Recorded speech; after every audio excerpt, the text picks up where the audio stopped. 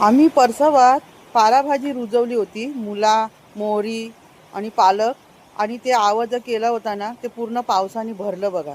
एवढा पाऊस आहे ना, बाप रे.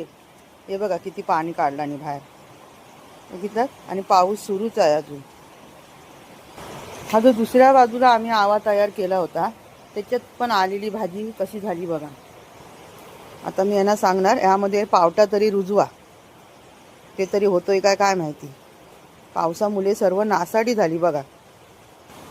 हे बघा किती मस्त भाजी रुजून आलेली, मोठी मोठी झाली होती भाजी. हे बघा, हे आपले पावसात भिजून करतात आहेत. हे बघा, पाणी वगैरे काढलं आणि पूर्ण तुडून भरलं होतं ते.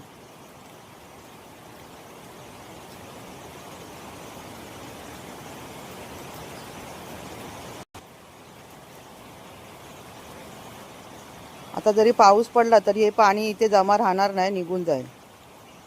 आम्हाला घरच्या पुरती भाजी आम्ही रुजवली होती, पण ती सुद्धा नासाडी झाली.